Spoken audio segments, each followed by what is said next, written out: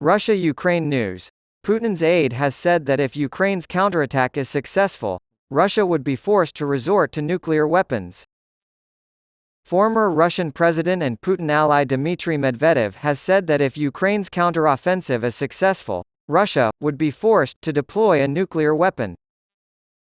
As Mr. Medvedev put it, imagine if the offensive, which is backed by NATO, was successful and they tore off a part of our land, then we would be forced to use a nuclear weapon, according to the rules of a decree from the President of Russia.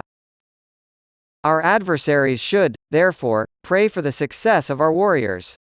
They are taking precautions to prevent the start of a nuclear war on a global scale, he explained. Kyiv's forces have held their positions and reported some gains despite heavy fighting between Russian and Ukrainian troops in the war-torn northeast of the country. After Russia launched its full-scale invasion of Ukraine, the country's deputy defense minister said Russian forces were trying to drive us out of elevated positions in the northeast that Russia had occupied. On Sunday, Ukrainian forces near Bakhmut claimed to be regaining ground lost to Russian forces in May, prompting President Volodymyr Zelensky to declare a good day, a powerful day, on the battlefield. And the front line, of course. I appreciate everyone's efforts today, as we've had a good, effective day at the front.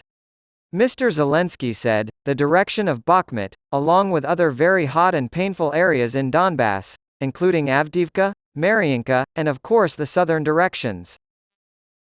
Although Ukraine has not officially claimed responsibility for the drone attacks, the country's wartime president has stated that the conflict is gradually returning to Russia's territory, to its symbolic centers. Dmitry Medvedev, a former president of Russia and close advisor to Vladimir Putin, said that Moscow would be forced to deploy a nuclear weapon if the Ukrainian counteroffensive was successful.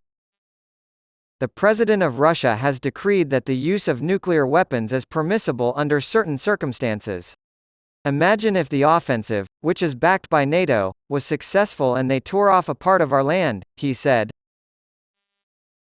In his words, there would simply be no other option, Mr. Medvedev said. Our adversaries should, therefore, pray for the success of our warriors. They are taking precautions to prevent the start of a nuclear war on a global scale, he explained. Ukraine's counteroffensive against Russian invaders continues this month, with reports of gains along the eastern and southern fronts. Ukrainian President Volodymyr Zelensky announced the retaking of another village during his July 27 nightly address, saying, I thank everyone who is fighting for Ukraine. Please accept my gratitude for freeing Staromayorsky. Once again, kudos to you all. The fighting had escalated in recent days, and even Putin, his Russian counterpart, had admitted the Ukrainians were making progress. In the war-torn northeast of the country, Russian and Ukrainian troops are engaged in fierce fighting, with military salvos reported in both Russian and Ukrainian-held areas, while Kyiv's forces hold their positions and report both gains and losses. After Russia launched its full-scale invasion of Ukraine, the country's deputy defense minister said Russian forces were trying to drive us out of elevated positions in the northeast that Russia had occupied. Ukraine retook the positions a year ago. They have been relentless in their attacks this week.